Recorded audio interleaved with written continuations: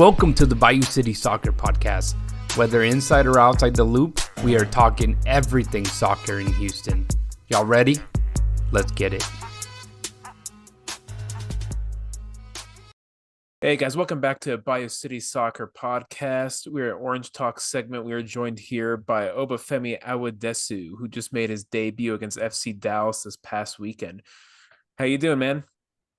Doing well, feeling good. Body's feeling good. Mind's feeling good. I'm blessed. Glad to be here. Awesome, man. Awesome. Let's just get into your story a bit. Sam, one thing I love about U.S. soccer and MLS is how it has the college system. It opens up just another pathway for players to get into the professional ranks. Can you just talk to us about our journey getting into college soccer and getting signed to the Dynamo's next pro team last year? Yeah, it's a super long journey, so I'll try to shorten it a bit, but obviously I wanted to be a professional soccer player my whole life since I can remember. And I grew up in the Philadelphia Union Academy. Didn't, quite pan out there. Obviously the goal is to get signed through the academy system. I wasn't quite developed enough yet physically. And so I ended up going to a few teams, went to FC Delco, and then I went to Chargers in Florida. I stayed with the host family. Committed to college from there, or I played for Tampa Bay Raiders for a little bit. Committed to college from there, and the goal was still to become a pro all the way through college. I thought I was able to develop my leadership skills and physical skills a lot in college, and then I had a really good senior season. Thought I was going to get drafted. Top 5, I thought, but ended up going undrafted. So I got a call from Kenny right after the draft, and they're like, hey, we want you to come down. It was a tryout.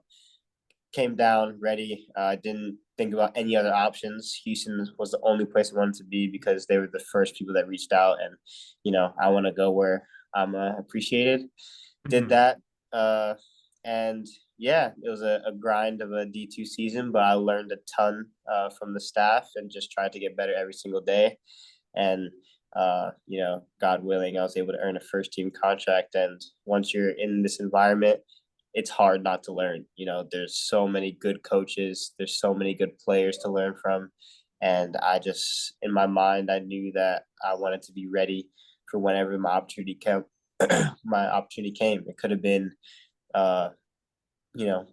a few games from now. It could have not came this year, and it ended up coming in the first match of the season. And I made sure I was prepared, and so excited to be able to make my debut. Sorry, that was a long. I said. Oh, you're good, man. We got time. Did you know Jack at all when you were in the Philly academy? No, I left a year before he came, but we have a lot of good mutual friends, so we kind of just off the field, we're definitely cool. Is a cool guy for sure. Awesome. So I think there's a little bit of some parallels between you and Mikael, who just left. You both kind of got a kind of prove it kind of deals with the Dynamo 2 and got promoted up to the first team. He just got sold a big record transfer to Brazil. Does that add any extra motivation to your game? Like why not you next type of mentality?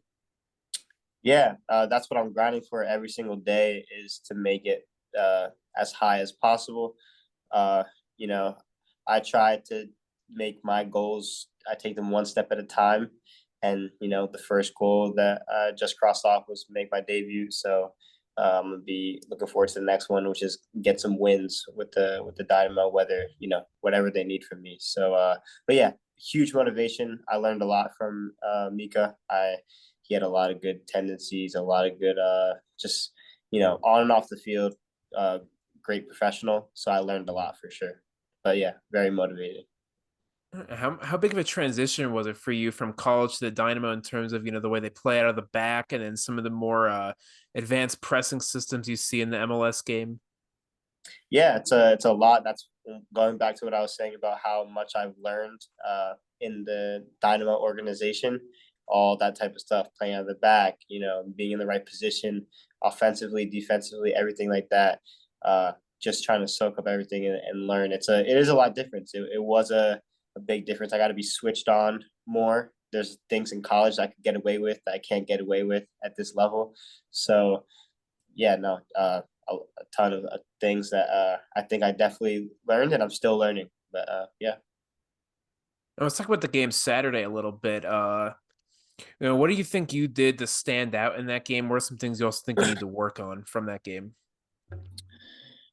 I think some things that I was able to do well. I was able to I was making sure, even though there's a little bit of nerves, I was communicating. I was being in the right position, checking my shoulders, being aware.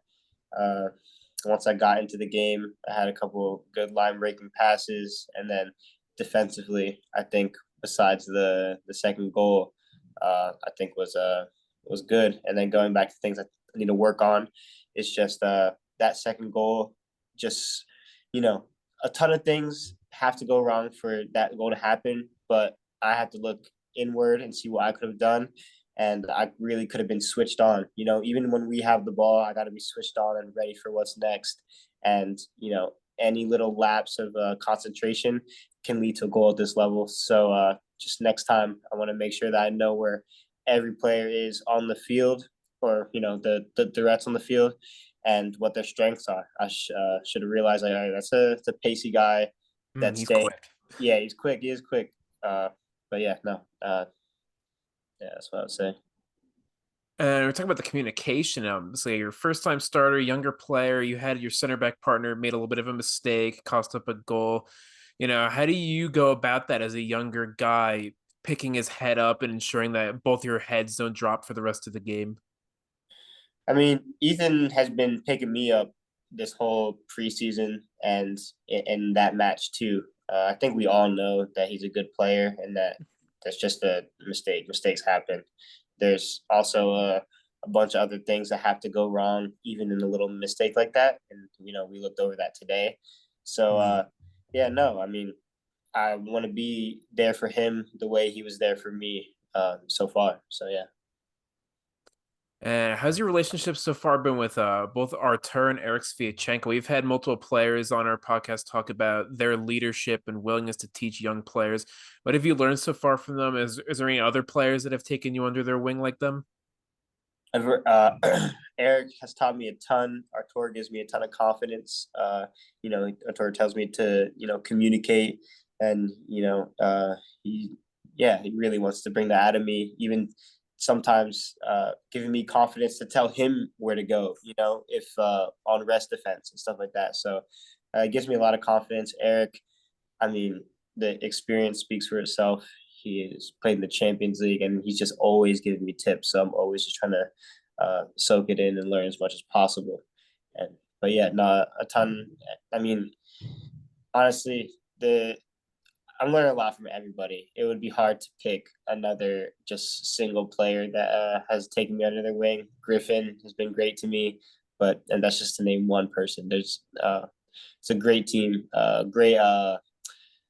What's the word? It's it feels like a community. It feels like everyone's very welcoming. So yeah. And that's something we really like about this team right now. It seems like it was very intentional by the staff to bring in a roster of experience like that. I think that's great. You kind of also got promoted alongside from the second team to the first team with Kenny Bundy, the coach. Mm-hmm. He got promoted from the Dynamo 2 head coach up to now he's on Ben Olsen's staff. Did that make that transition easier for you? Yeah, for sure. I would say so. I mean, Kenny really pushed me last year. It helped me a ton. And for me to be able to see a familiar face early on in preseason was nice. But yeah, now I feel like things are going well. I know the whole staff, and yeah, but no, he's been a huge help. Wouldn't be here if he didn't make that call after the draft.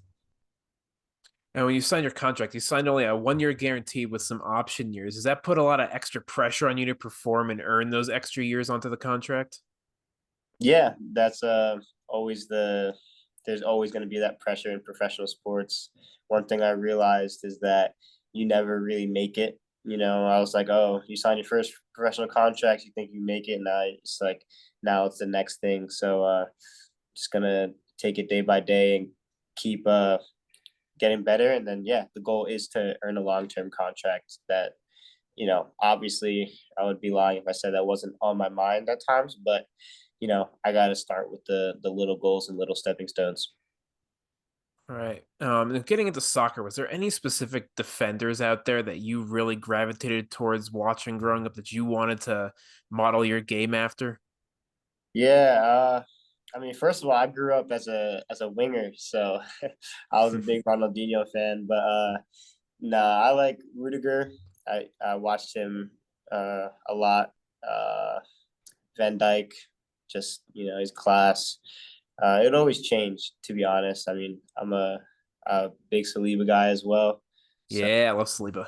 yeah. So there's a ton at that level. There's a ton of center backs to try to uh, help my game. Just watching them. But yeah. Awesome, man. Now, come next week, we got Miami coming to town. How do you expect the game to play out? What are you guys working on to try to keep some of their stars quiet? We're preparing. Obviously, not the same way we would prepare for every game is different. Every team brings a different type of play style. I mean, I don't want to say too much, I guess, but like just we're preparing for what they're good at, and it's that's always fun because it's always like a new challenge. Dallas they were dangerous on the counter, and we did our best to prepare for that. This game is going to be different, so we just it's fun. It's like a new challenge every single week, and yeah. Is it a different like a mental game preparing to play against a guy like Suarez? He's very chippy. He always tries to get in players' heads. Is that tough to deal with? Uh, I don't mind that. If a player is chippy with me, I'm gonna give it back, and that's I don't think that part of the game is necessarily hard, but he's a very smart player. He's gonna make a lot of smart runs, so staying switched on for 90 minutes is gonna be very important. All right, let's just finish up with another question outside of soccer. Just tell us a little bit more about you. What do you like to do outside the pitch? Uh, I I like to cook. I'm really getting into cooking recently. I love to try new foods once I get the chance. That's why I do love living in Houston because I'm in the Midtown area and there's so many different restaurants and good food spots. I'm a creative guy. I like to edit videos and stuff like that, and you know uh, yeah, I would say I'm a creative person. Awesome, man. It's been a pleasure talking to you, man. So wrap it up there. Big thanks to Obafemi for coming on and chatting with us. We had a great time. Yeah, Tell us who you guys want us to talk to next. We'll see about that in the coming weeks. And as always, forever orange, go Dynamo. sweet. Dale Dynamo.